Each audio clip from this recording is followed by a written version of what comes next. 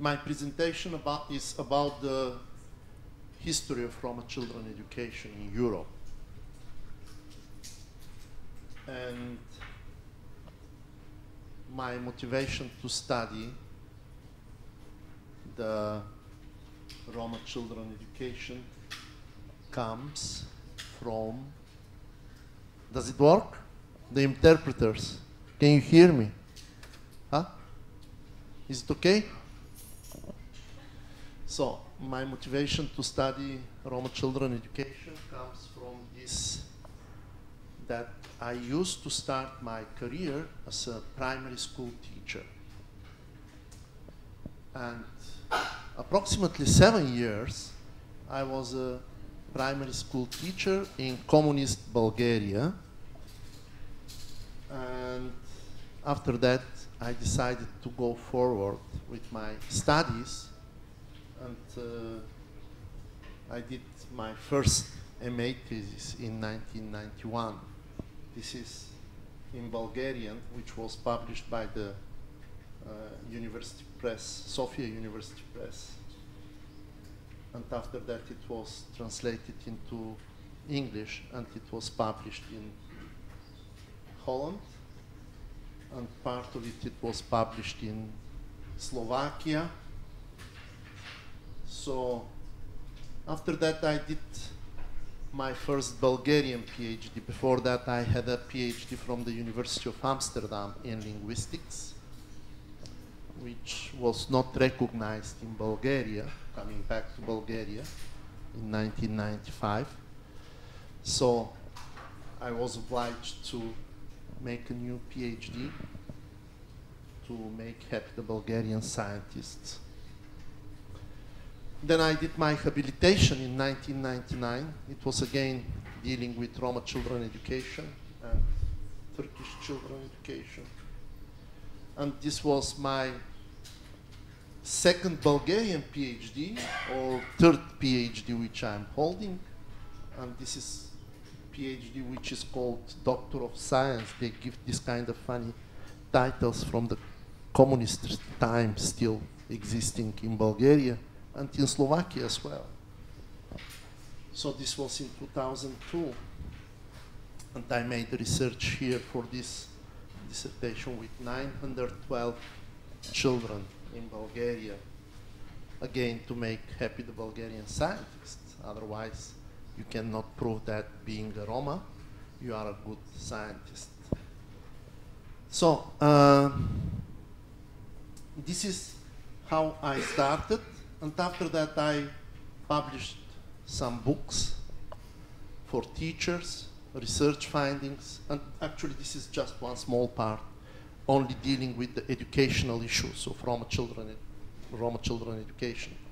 The rest of the publications which I have are in the field of Romani language acquisition, psycholinguistics, because my Dutch PhD is in the field of psycholinguistics. And of course, on Turkish linguistics, because I'm interested also in Turkish. And some research questions. With this presentation, I will try to answer the following questions. Is there such a thing as a Roma education? And what is a Roma education? And is there any history of Roma education? So, why I decided to put those questions, you'll understand in a while, but I was provoked by a lot of colleagues, mainly researchers, that there is no such a thing as a Roma education. There is education, but not Roma education. I said, okay, we will see. So this picture I took in mid-90s in Turkey. This is a Roma woman in one of the settlements of Istanbul. And that period I was interested in this, how the Roma children learn Romani language in their home environment. Oh, sorry. This is another picture, which is from 1952, and this picture exists in the Royal Library of Sweden in Stockholm. There is a rich archive at the Stockholm Royal Library of photographs, pictures. And those pictures I took in Bulgaria mainly, but this what I was trying to understand is how Roma children learn Romani at home from the age of 0 years up to the 6 years. Sorry for the spelling mistake over there. And I was trying to compare this with some tribes living in India. I visited twice India. And this what shocked me after the first visit in India. I was visiting the tribes living in the surroundings of Delhi, outside of Delhi. And these were mainly people from Rajasthan who are coming to Delhi to work, and they are metal workers. I was observing a young family who had a child, daughter, who was 2 years old. And usually what the mother was doing was pointing an object and telling the child, give me the object. And the child has to have enough cognitive skills to find out which is the object which mother requires. So the child was 2 years old, small daughter, small girl. Then I was doing the research among Roma communities, mainly in Sofia, in one of the Sofia settlements. And I was shocked by the fact that exactly the same strategy for learning the language used the Roma mothers from Bulgaria. And of course, these parents don't know each other. They don't know, I mean, what kind of strategies is using one of them and the other one. But I was looking in the literature, and this what I found was that usually in the Western culture, the children learn the language through parents reading books, children's books to them, or speaking and asking questions, discussing fairy tales or something from the everyday life. But this is not the way how the Roma children learn the language. So there is a totally different way of learning Romani as a mother tongue by Roma children. So the oral tradition of the community is playing an extremely big role in this process of learning the Romani language. Songs, fairy tales, proverbs, sayings, and teasing, and sometimes using, in the opinion of the majority people, dirty words, which are actually showing politeness among Roma parents and the children. So a father saying to the child, "Havko karoro demange kaleskoles," doesn't mean something dirty, but it means politeness. And very few people know that. I'm not going to translate what I said, later maybe. So there is a value system of Roma community, which very often value system is not known by the majority communities. So the things which the child learns in the house, in the family, in the community, actually there is a phenomenon which I don't know if such a thing exists in other communities, but here in Roma communities, in traditional Roma communities, I don't speak about modern Roma communities, the raising child, Roma child, is a responsibility of the whole community. Everyone is responsible for the child. There could be cousins, there could be aunts, uncles, everyone comes and plays with the child, speaks with the child, takes the child, brings some presents to the child. So there is such a notion, such an understanding that the raising of the child is a responsibility of the whole extended family and of the community.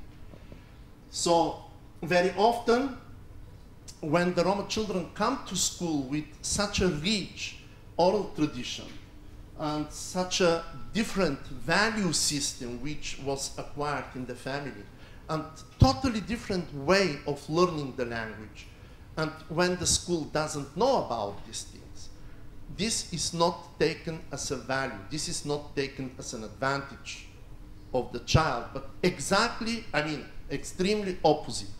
So this is seen as a disadvantage of the child. This that the child knows very well mother tongue, Romani, dialect of Romani, and some parts of the official language, it's taken as a disadvantage of the Roma children. And this is extremely important to be understood. But now imagine that we have a bilingual child who is raised with French and English. Oh, then the child is intelligent. But if the child is raised with Romani and French, or Romani and English, Romani and Bulgarian, then the child is not so intelligent. So this is something which still exists in the societies. And this is something which the teachers, most of the teachers, don't know how to deal. But we will come back to this a little bit later. So, I will, I mean, there was a question why, because the last thing, the knowledge of the child from the family do not have value in the school system. And the next slide was why. And in order to answer this why, I will start with another story. I have a friend, a woman, 57 years old, Regina Horvat. She is a Sinti woman from Germany. I met her some, maybe a year ago. We were organizing a training for school mediators. She's from Munich. Her grandfather was one of the experimental subjects of Dr. Josef Mengele in the concentration camp, in one of the concentration camps. And her grandmother and her father are Holocaust survivors. This information is extremely important. Why? This is Regina. Regina is on my left and your left side, I think. This is Regina, and this is her first school year. In one of the conversations, having a beer in Brussels during the conference which was organized about mediators in January, she was telling me about her school experiences, what it means, what it was for her to be a student, a pupil in a German school in the 60s, mid-60s. And she left very early the school. One of the things which she was telling to me was that in the classroom, all the Sinti Roma children were sitting on the one place, one row, and the German children were sitting on the other one. So there was no actually communication between them. The teachers were treating the Sinti, the Roma children, as very dirty,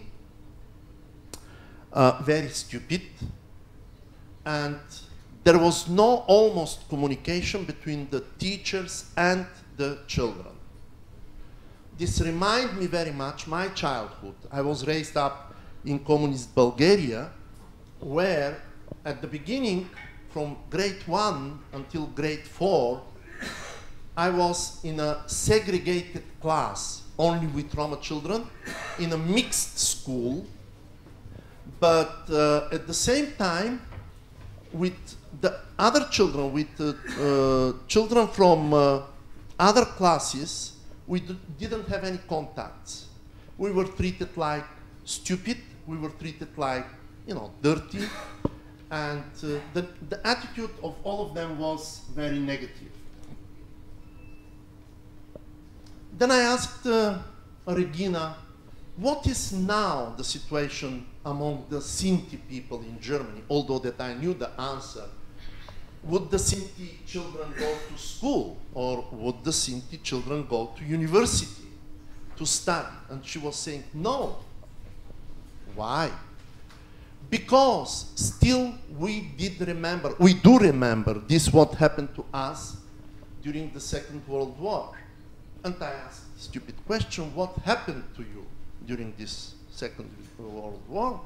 And of course I knew some of the things, but she was telling me the scientific information which I knew. She was telling me that from a personal perspective, for a human perspective. And still among the Sinti people in Germany, and this is not also only among the Sinti people in Germany, but also among Roma communities in East Europe, there is some kind of fear that the government, the institutions, the Gage people could do something bad to us, to our children. And the most dangerous thing, which still most of the Roma in Germany think, is that the government can take your child, and actually they can do that. Still, the regulation in Germany is that if your child is not attending the school, if your child is coming dirty to school, if your child is not well prepared for school, they can take your child and put it in a special institution. There is such a institution which is called Jugendamt. I don't know how to translate it into English, but this is an institution which is dealing with the children and young people in Germany. So, excuse me, it is the youth care system, status system. Yeah. Jugendamt. Yeah, okay. So, this is a dissertation which was written and defended by Dr. Eva Justin. And I'm going to speak a little bit about this dissertation. Who is Eva Justin and what is her role in the further education of Roma children in Europe? In order to understand the behavior and the attitudes of Sinti people in Germany and some of the East Europeans, we should know these facts. So, Eva Justin was a German nurse, born in August 23, 1909 in Dresden. She died in September 11, 1966 in Offenbach am Main. Eva Justin is known in the Nazi history and in the world history as the woman who did the terrible experiments with Roma orphanage children. She was working as an educational assistant to the psychologist Robert Ritter. And Robert Ritter was the director of the Institute of Racial Hygiene in Nazi time, in Nazi period. So, in 1943, she received her PhD, her doctorate. Actually, this is the dissertation, and I have to tell you something about this dissertation. In order to get this dissertation, the dissertation exists in Germany, in Berlin, at the State Library of Berlin. I had to declare, I had to sign hundreds of papers that I will not destroy the dissertation, I will not touch the dissertation, I will not do anything to the dissertation. Everything I was receiving, actually I have a copy of the dissertation as well, it was done by the people working in the library. They didn't allow me to touch the dissertation. So if you like, if you are interested, if you read German, you can have a look of the dissertation later when I finish with the... So on 5th of November 1943, Eva Justin got the title doctor thanks to this dissertation. So what is the content of the dissertation and why it is so dangerous, this particular dissertation? So, Eva Justin did a research, she calls that a psychological research. I read twice the dissertation. I didn't find any explanation what was the psychological test or psychological research. But she calls that psychological research, okay? So with 148 orphanage children, part of them Roma and part of them German, who were living in a Catholic children's house. The Roma children were divided into two groups. And in Germany, the Nazis divided the Roma into two groups.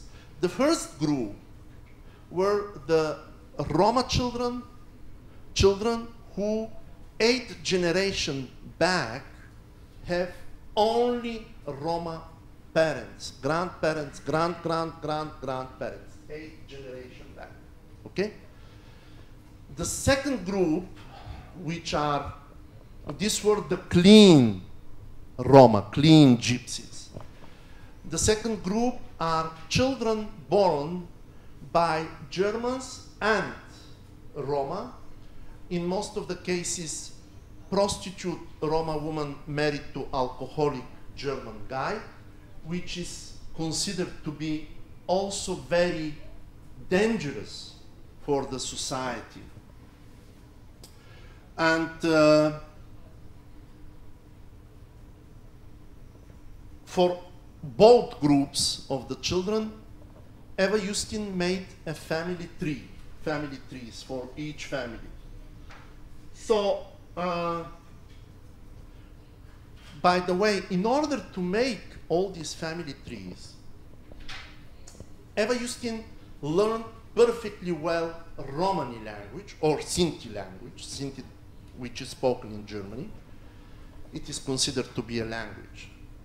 And when she was addressing the Roma people in Romani, when she was speaking with the children, everyone was thinking that she is Roma, and everyone was trusting her. So this is important fact, that someone from outside came, learned the language, and after that, she was using this as an instrument against the people. Okay? Eva Justin's supervisor of the dissertation was Robert Ritter. Robert Ritter was born on May 14, 1901, and he died in April 15 in 1951. He defended a dissertation at the University of Munich, and he had a PhD in educational psychology. And the title of the dissertation in English is "The Trouble in the Sex Education, Attempted Sexual Pedagogy on a Psychological Basis." In 1937, he gets his habilitation with a monograph which is called "A Human Impact," which is a genealogical research with low social groups like rovers, criminals, and he was proving that all these low socioeconomic people groups are not in any use to the German society. So this is his PhD. It is published in 1928. It was defended in 1927. This is his habilitation. This is his habilitation, which was published in 1937. And this is one of the family trees which Robert Ritter developed in 1937 publication. This is like an appendix to his publication. And here in this one, you can see, maybe it's not very well seen, but starting from 1700 something, he goes back to 1500 something in order to follow up the background, genealogical background of a person, and he proves that person is a criminal, or he's there is a word in German which is called vagabond. I don't know how it is called in English, but perhaps you know that word as well. So Eva Justin, what she did in her dissertation, actually, she combined the Ritter's knowledge, how to make the trees, and his ideas on educational psychology. Actually, from these two works, the dissertation and the habilitation, Eva Justin did something new, and this is her dissertation. Some citations from the dissertation of Eva Justin. I hope that this work will be useful for the clearness of the area race and will prevent from the mixture from this kind of Chaffee, Piscian, and primitive gens, and for the benefit of the right. So the translation is done by me. I mean, if there is something not clear and not well done, it is the dissertation is not translated to any language. So I was using my poor knowledge of German to translate this, the citations which I'm providing here. To be clear, all Roma children should grow up in social institutions or in German families. The integration is a priority question for the last 100 years. For each child, we made the family tree 8 generations back.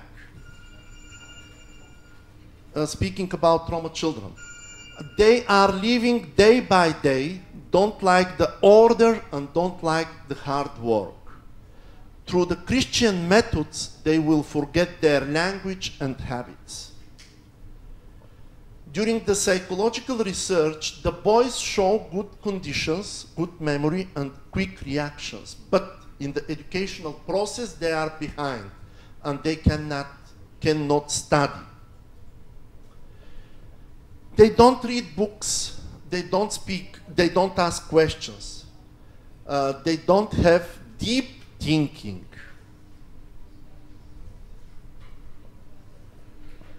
Most of the Roma children are with low intellectual capacities. While the German children have developed a logical and abstract thinking between 9 and 11 years, these qualities are missing by Roma children. The lie is genetically determined by gypsies, in gypsies. Or I don't know how it's correctly to say by gypsies, in gypsies. The prostitution is genetically determined in the gypsy women. And this is my favorite one. So, the gypsy problem cannot be compared with the Jewish problem. There is one sentence which I missed. The gypsy problem is a part of the general social problem. Never the German nation will be reconciled with the gypsy primitivism, which is incomparable with the Jewish intelligence. If we want the educated and socially integrated by us gypsies to have a life useful for the public, from racial hygienic considerations, we will have to sterilize them. The danger that our future generations will be mentally retarded is so high that our government took the decision to implement a policy of reducing the birth among them.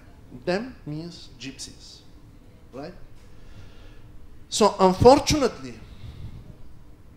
next 50, 60 years after this dissertation, although that it was not officially published and officially distributed, actually it was published, next 50, 60 years, in parts of Europe, the attitude towards Roma children education was exactly this, what she says. And I heard someone, a very famous linguist, specialist in Romani study, saying something like, no, you cannot compare the gypsies with the Jewish. So I will not continue, because I'm afraid the lecture will go in another direction. So, what is the result of Eva Justin's dissertation? 41 Roma children are killed in concentration camp because she proved that they have low intelligence. They are future criminals or future prostitutes, and their genes are not clean enough, good enough. The Nazi educational policy of Germany was alive till late 70s, not only in Germany but also in Europe. And now, it's normal question. What happened to Eva Justin and Robert Ritter after the Second World War? This will answer a documentary film which is approximately 8 minutes. Unfortunately, it is in German. There is no English subtitles. I was calling the foundation which made the film to ask them if they can provide me a version with English subtitles. Unfortunately, they don't have it. So I would like now to ask you to turn on the documentary film. Although that you will not understand everything, you will see some of the things which I was telling till now. And most importantly, you will see some of the, I think, only 3 children remained alive from those orphanages who were experimented by Eva Justin. In 1962, Eva Justin was still alive, and she was working as a child psychologist in Frankfurt am Main. And the question was, why the Roma don't fight against Eva Justin? There was a man, Roma man, Sinti man, who was saying that it is quite difficult to fight against Dr. Justin because when we remember her from our childhood and when we were young children, she was so nice to us. So they cannot conceptualize, they cannot understand, they cannot comprehend that she was nice to them, and this what actually she made with her dissertation are two totally different things. We can continue, please. So this is what she was saying. This is more important. At the beginning, she was saying that she didn't think that her research findings will be misused by some people, that the gypsies, 30 to 40 gypsies, that they lost their lives, and on the end she was apologizing. But actually until 1963, she was working as a school child psychologist in Frankfurt am Main, although that she didn't have any documents, any papers that she's a child psychologist, because her PhD dissertation from the Nazi time was in the field of anthropology, not in child psychology. So, yeah, thank you very much. We go with the next slide. So, I will come back to this, what I was telling about Eva Justin and Regina Horvath in a while, but now let me present you some kind of classification, or how shall I call it, phases of the Roma education. And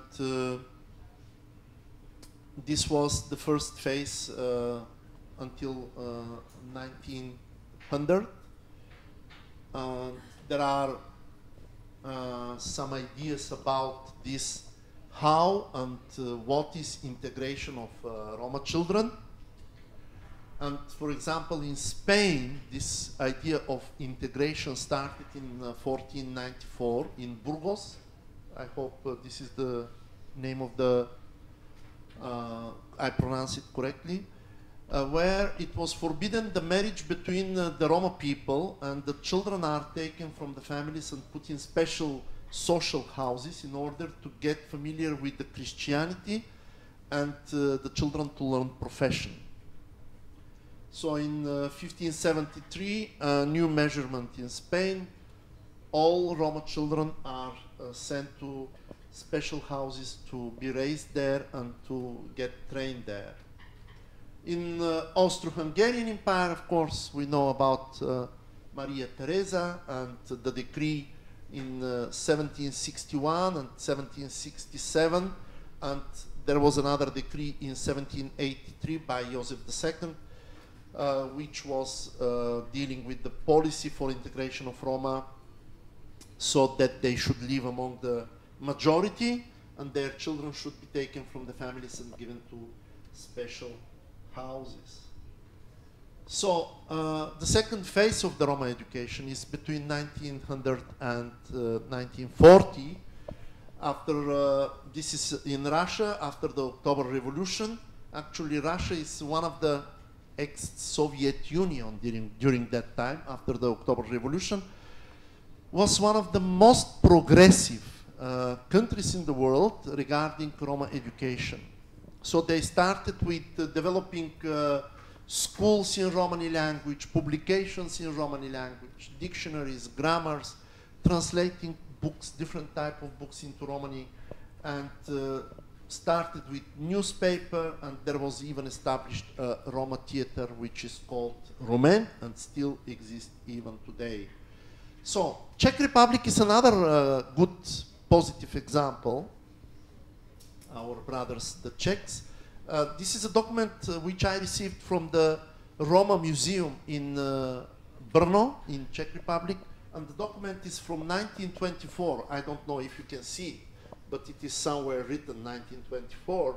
So in this resolution, it says that in the school year of 1923, the inspectorates didn't take enough care of the Roma children to bring them to school, which was, in a way, a little bit strange that the Czech Republic shows such an interest. But actually, during this period, until 1940, the Czech Republic had the first educated Roma man who went also to university, and there was also the first Roma woman who got her gymnasium level degree, which was something extremely high for that time of period. So the Nazi phase is the third phase. I was speaking about this now till now. So the fourth phase is between 1945 and 1990, and this is another picture which I got from the Royal Library of Sweden in Stockholm, and the picture is from 1945, and there were during this time of the century, there were different tasks of the governments. I published a book in when was that? In 1995, 6, 7, I don't remember. So about the education of Roma children in Bulgaria and in other European countries. For example, in Italy, during this period of time, there was organizations like Opera Nomadi, which started with the providing caravans for Roma children, because the Roma in Italy are having this nomadic life. They had that nomadic life during that time. So in these caravans, the children could get education. In England, there were cases when there were buses also following the travelers, and people like Thomas Acton and Donald Kenrick did extremely high work, huge work, regarding the educational problems of Roma and travelers in England. In Czechoslovakia, the person who was extremely much dedicated to this issue was Milena Hubschmanova. She was the one who was trying to teach Roma to read and write in Romani. And in Hungary, there were few people, but one of them is Elemer Varnaj, and the second one is Zita Reger, who were also doing and dealing with the educational issues of Roma children. In Bulgaria, unfortunately, the situation was like that, there was no recognition of existence of Roma minority, so all minorities in Bulgaria were Bulgarians. The problems of the Roma children were not so much on focus. And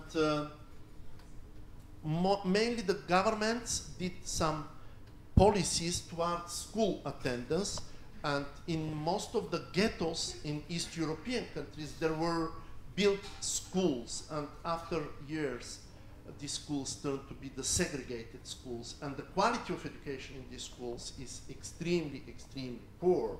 So there were developed evening classes for those who couldn't finish their basic school or gymnasium level. They could attend working and studying. And of course, for Roma children, predominantly, were created special schools. In the cases when the children didn't speak good official language, they didn't have good skills in the official language of the country, and they were from socially disadvantaged families, most of the cases they were sent to special schools.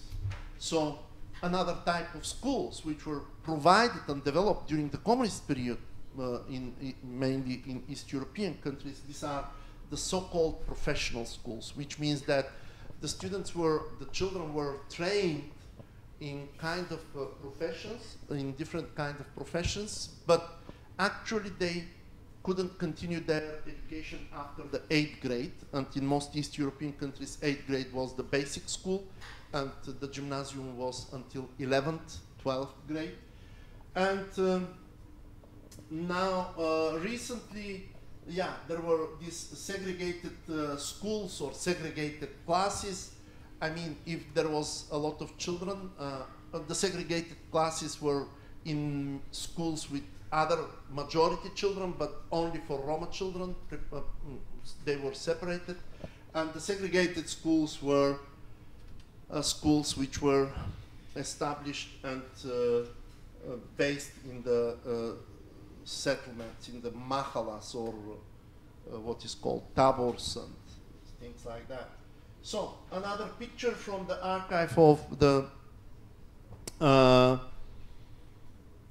Swedish Academy, Swedish Royal Library in Stockholm. And Stockholm is an interesting, Sweden is an interesting case because thanks to the Kalderaj there, the Kalderaj people who were strangely enough progressive, with progressive thinking, they wanted their children to have education, and this what the government provided was kind of caravans. So this is a caravan where in the caravan you have the desks, and this is children from only one family, the children of brothers and sisters and nephews and cousins. And so this is another picture from the same archive, and this is the professional education which I was talking about, how the children learn to get some kind of profession which in most of the cases were not useful. And this is a picture from the communist time of Bulgaria in 1970s when the Roma children also were obliged to join this kind of organizations, school organizations like I don't know how they are called in different countries, but for children between 1st and 4th grade, there was one kind of organized, I don't know what to call it, organization, and for children between 5th and 8th grade and 12th grade, there was another type of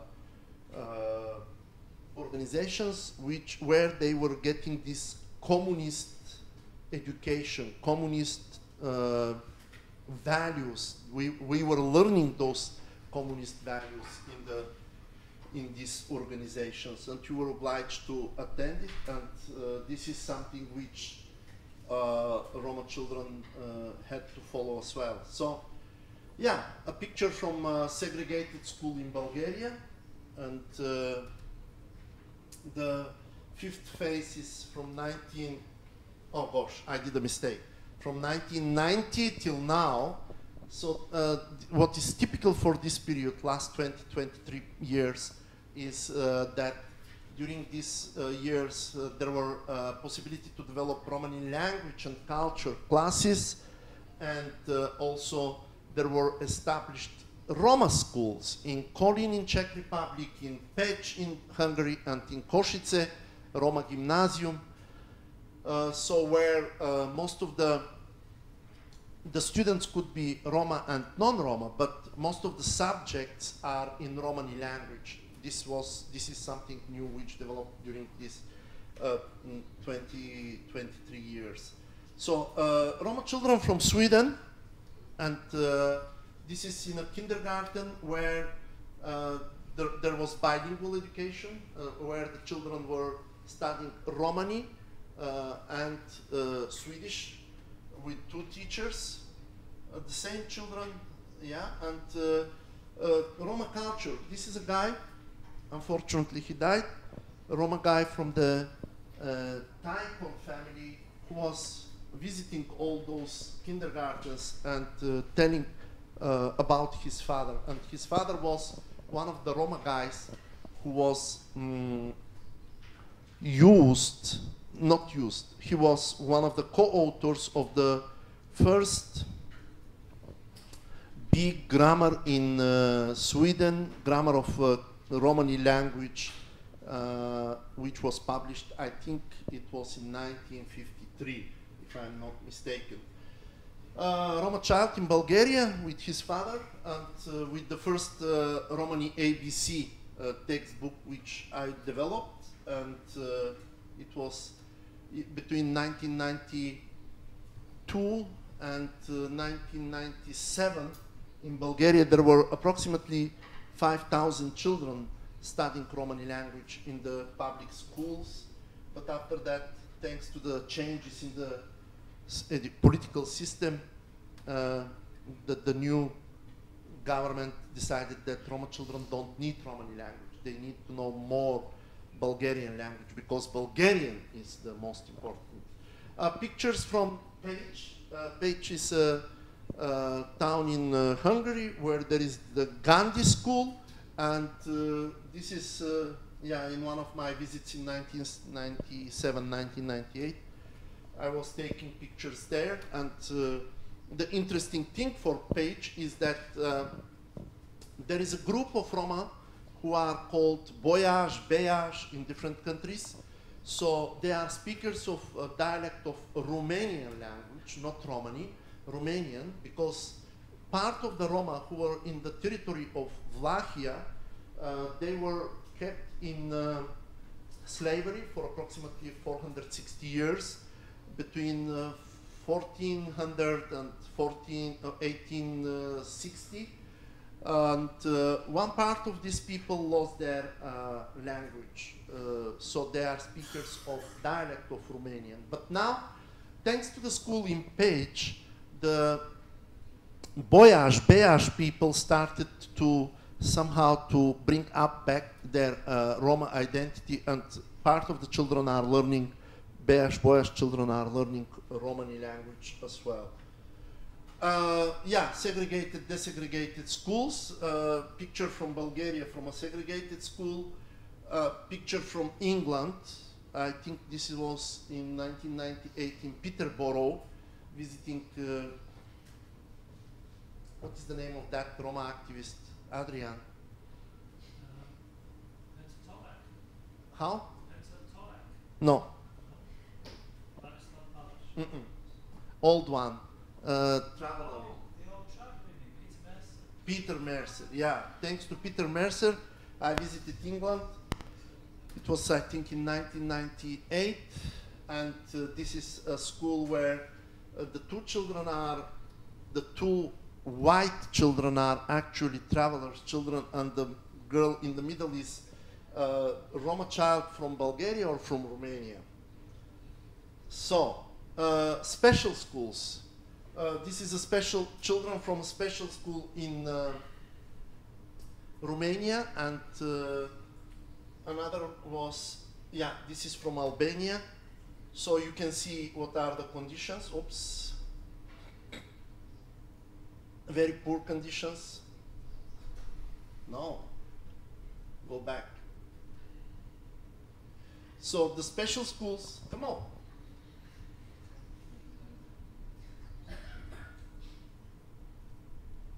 What I did.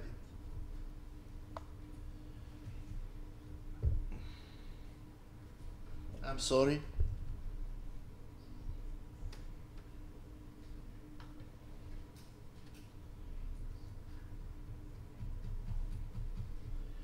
Yeah, the special schools were developed, as I already said, because of the poor knowledge of the language. Very rarely the children, Roma children who are in special schools are really with some kind of retiredness.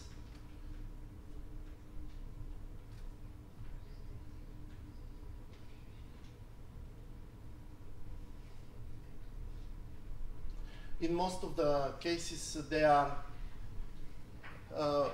with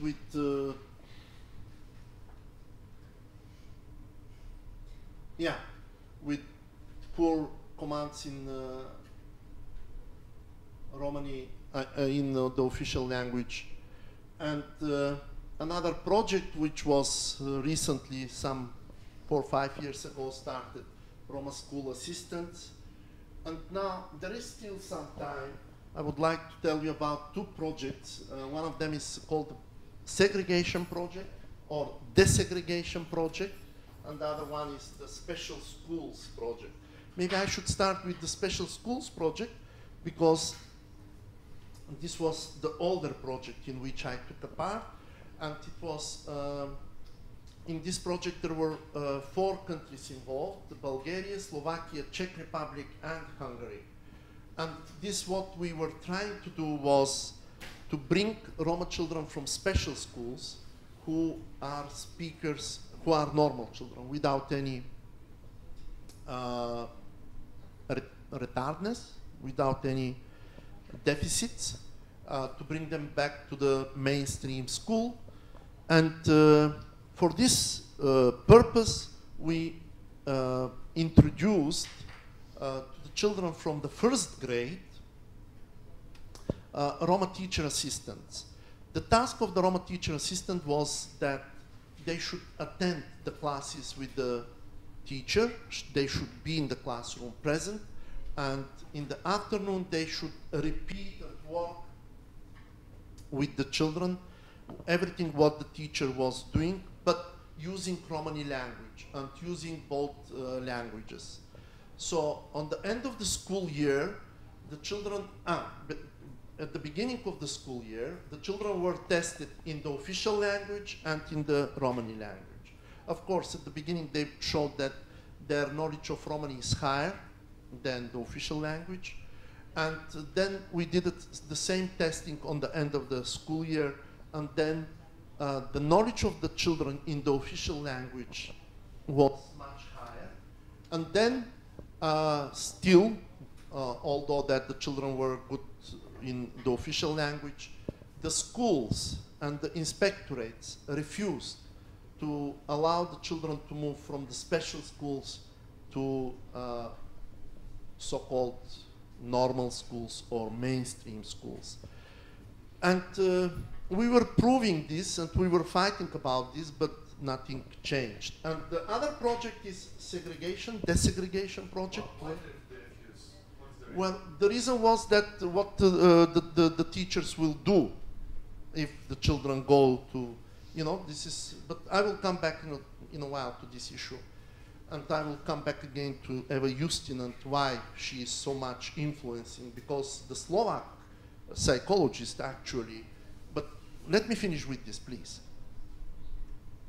So the second, or the first, which is segregation, desegregation project, is schools which are placed in Roma settlements. The children who are only Roma and have very poor knowledge of the subjects which they study.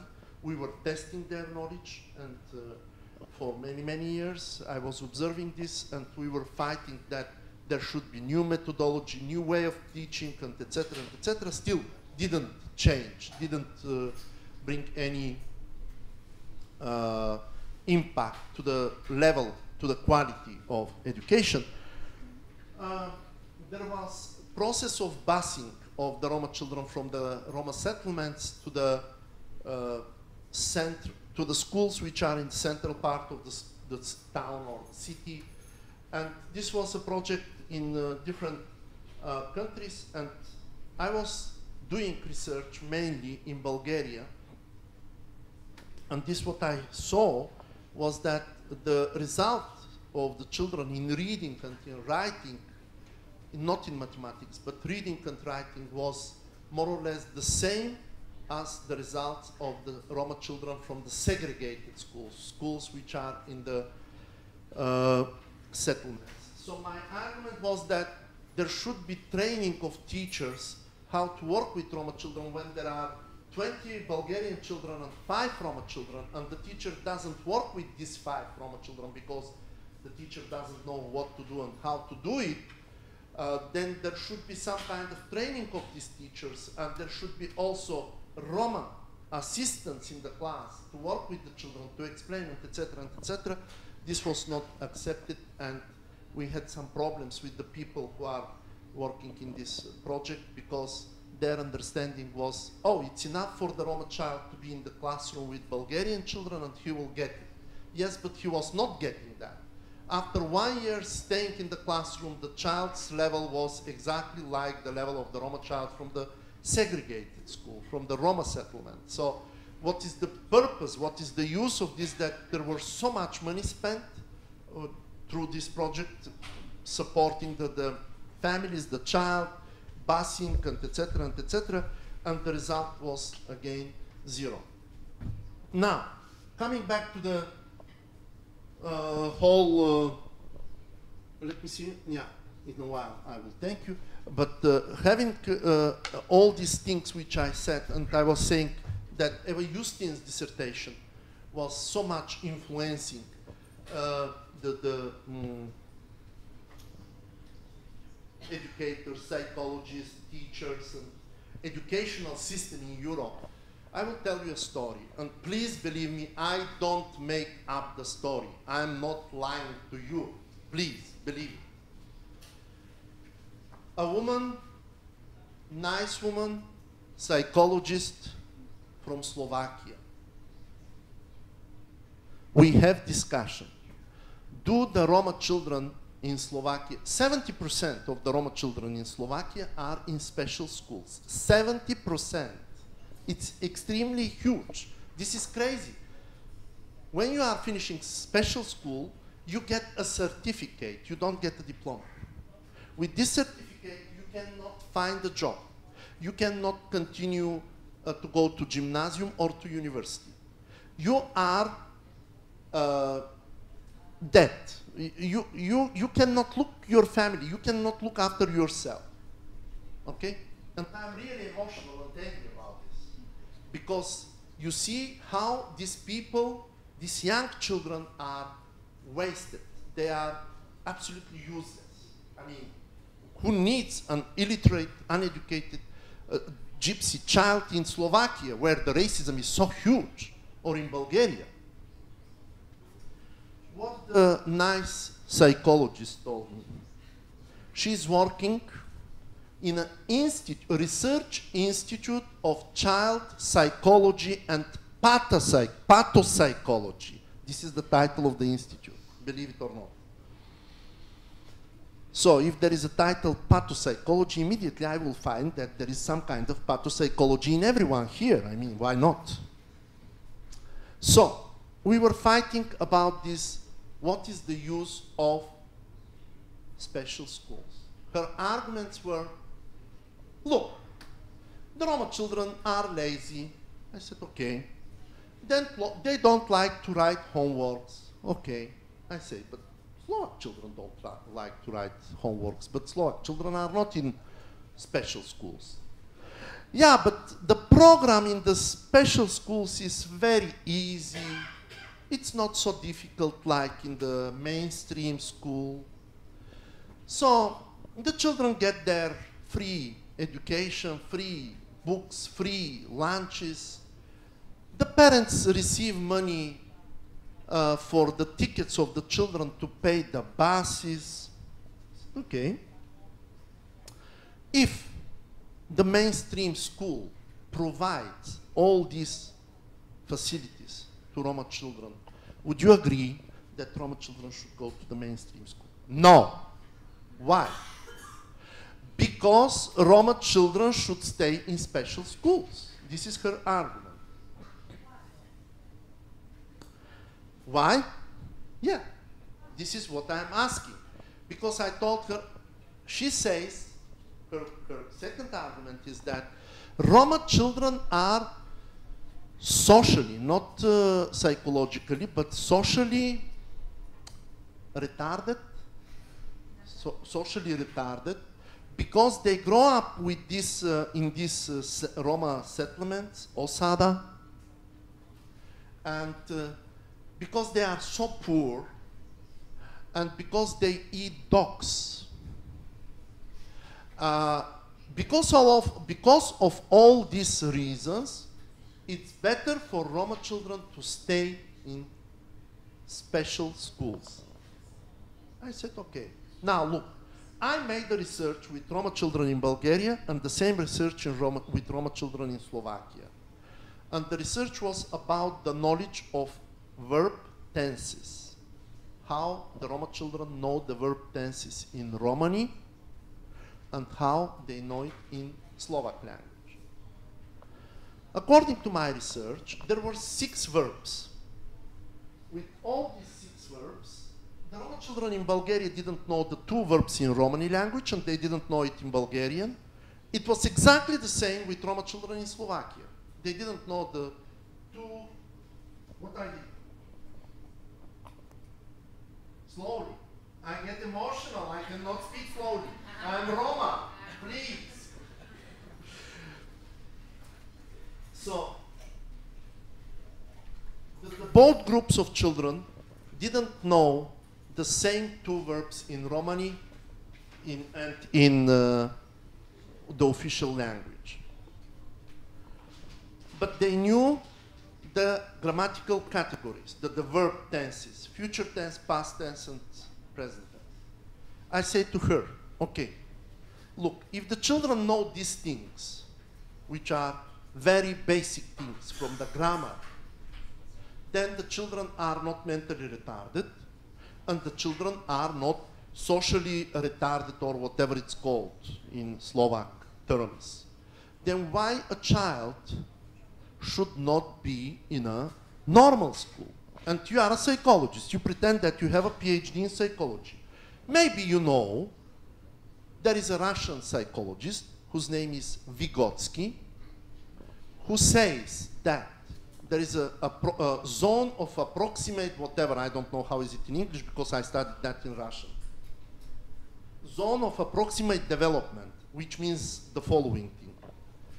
If I put in front of you low expectations, you will show low results. If I put in front of you high expectations, you will jump high.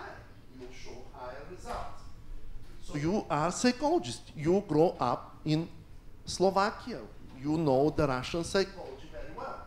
Why you don't accept this thing? There was no answer. Because for Roma children it's better to be there.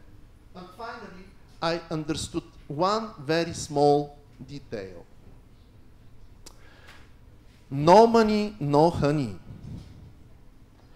All psychologists in Slovakia working in institute, they are working as psychologists in special schools.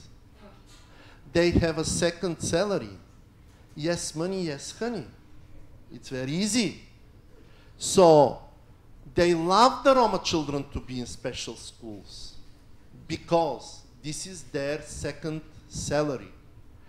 And if the Roma children are not in the schools, special schools, but are in the normal schools, what are going to do the psychologists in the special schools, from the special schools? They have to be, they have to go out. So everything is dirty business. Dirty. And who is paying for this? the poor Roma kids. And after that, we expect from a child who finished the special school to be Mozart or to be Einstein in the Roma Osada or in the Roma settlement, but this doesn't happen. So, now it's time to say thank you. Nice Araf Tmenge. Çok teşekkür ederim. Shukriya. And I should thank which God? Saraswati? Saraswati. Really, she helped me. Thank you very much.